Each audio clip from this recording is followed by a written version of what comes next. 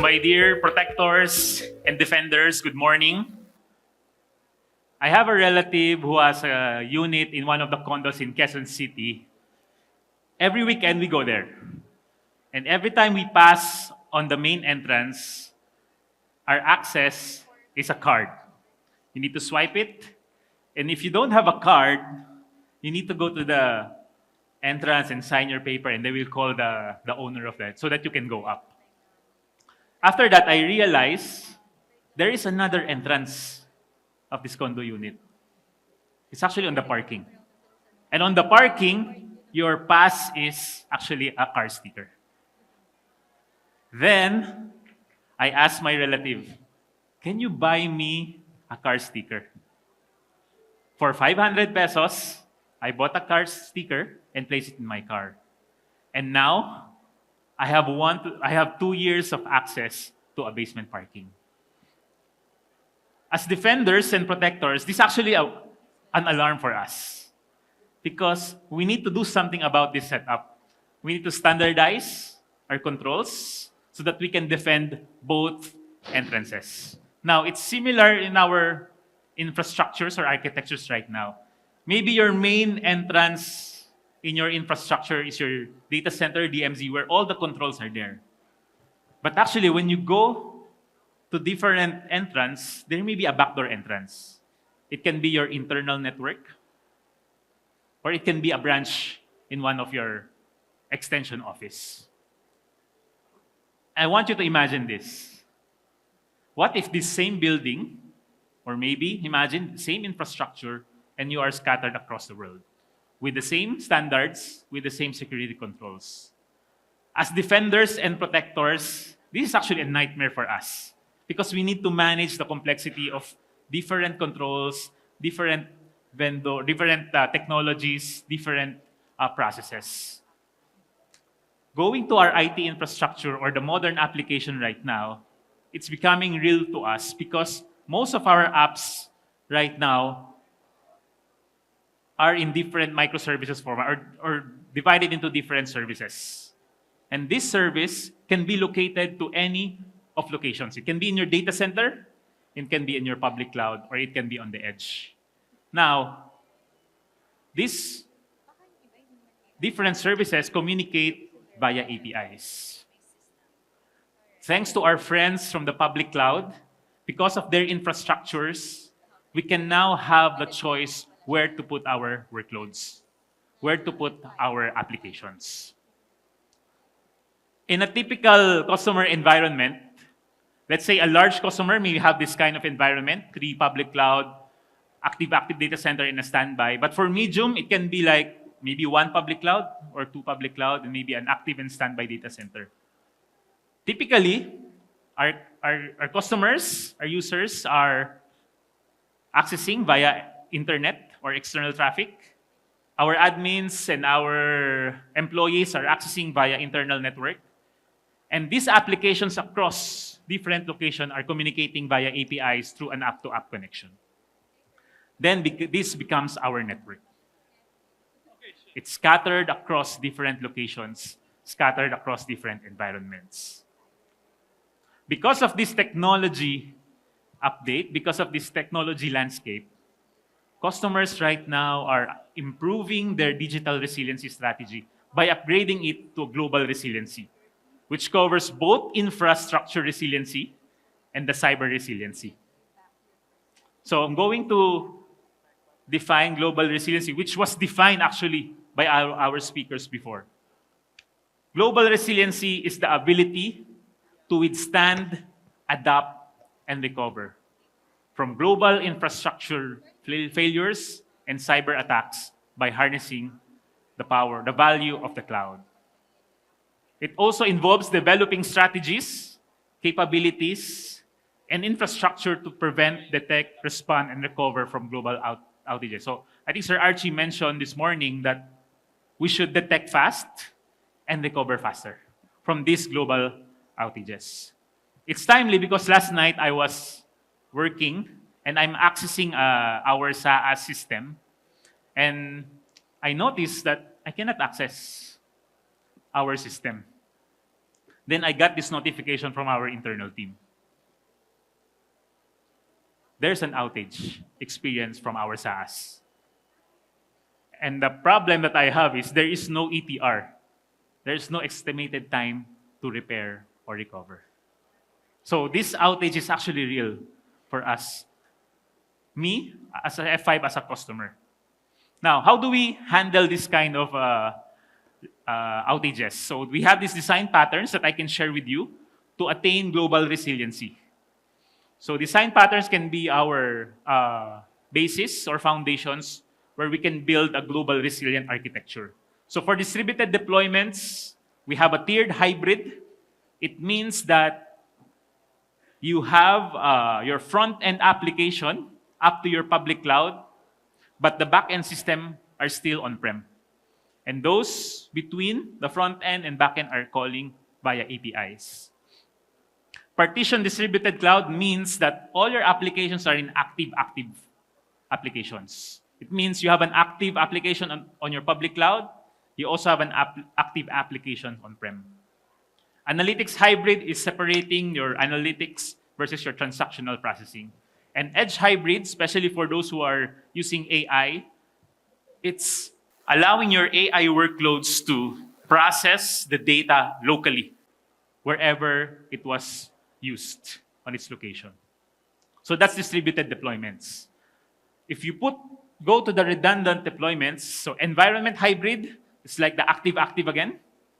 And then business continuity hybrid is like a failover. For example, your on-prem was down, you can fail over to one of the public clouds.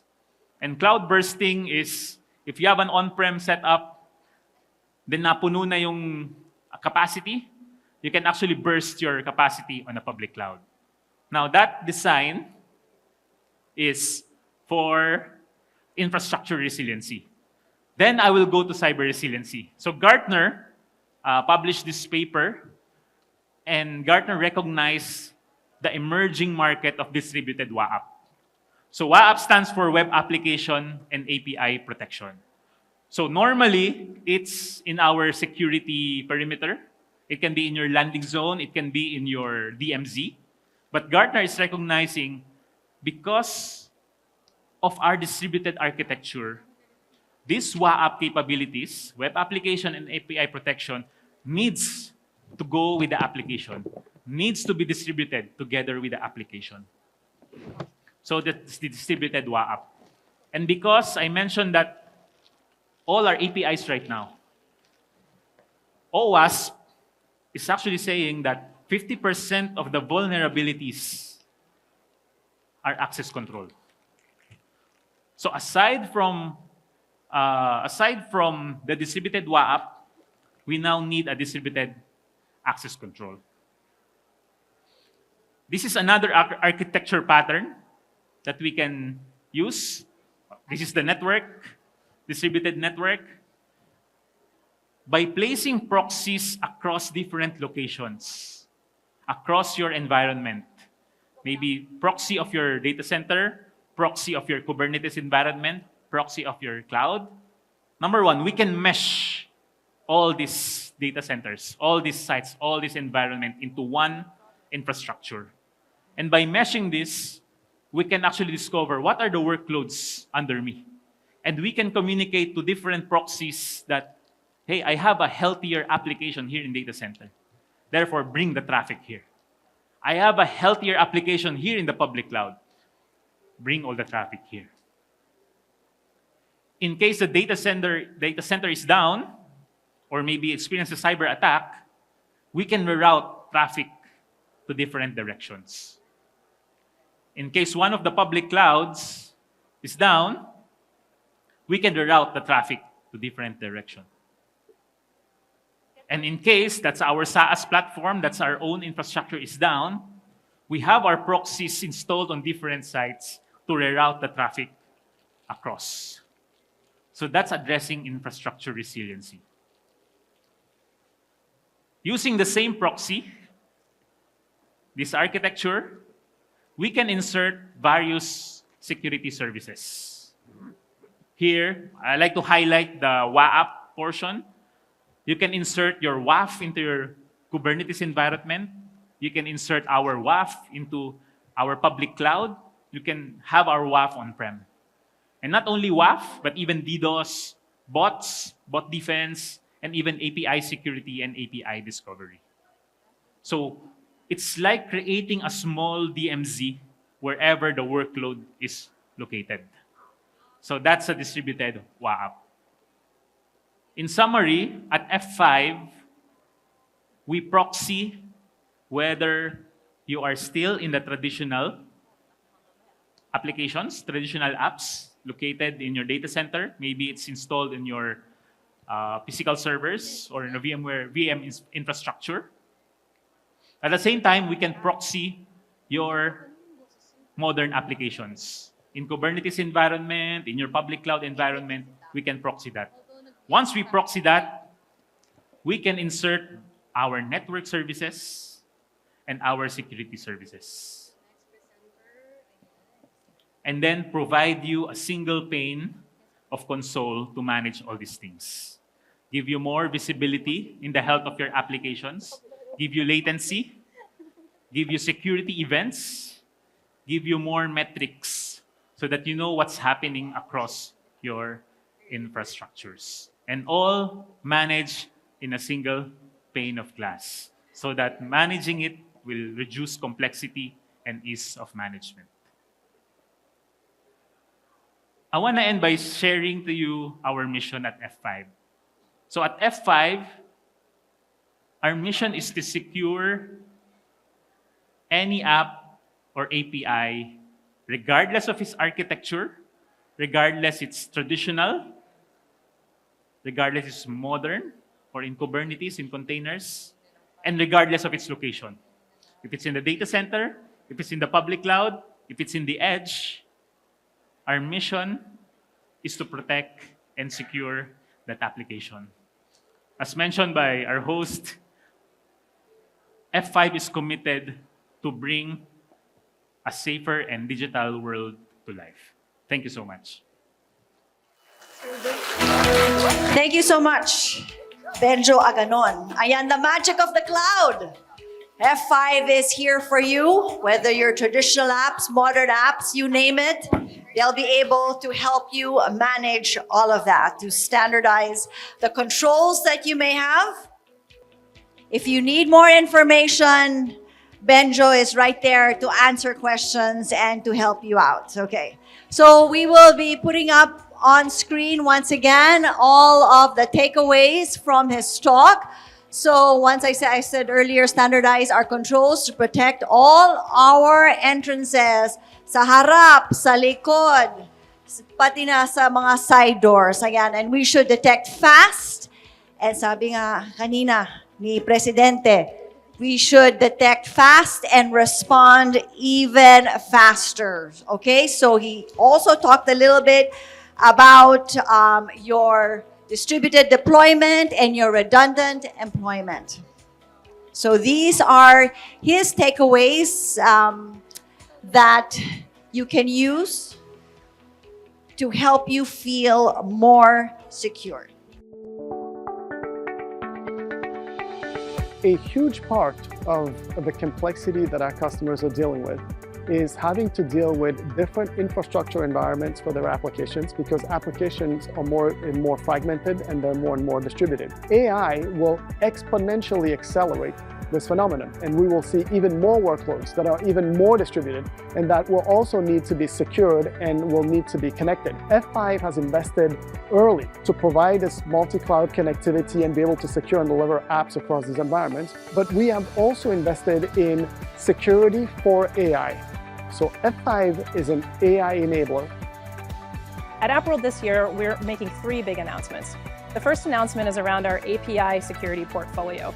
F5 now has the most comprehensive API security offering that is AI ready for our customers on the market. What this means is that we have capabilities that span everything from API code scanning and testing, all the way through to network traffic analysis and scanning, all the way through to API protection and enforcement. That is the most comprehensive and end-to-end solution that is available from a single solution provider. So that's our first announcement. Our second big announcement here is around the data fabric that we have invested in significantly. This data fabric will be the destination for telemetry from all of our product families and will enable all of our products to become increasingly AI-driven. And then the third announcement that we're making here at AppWorld this year is that we are launching an AI assistant that will be part of our distributed cloud console.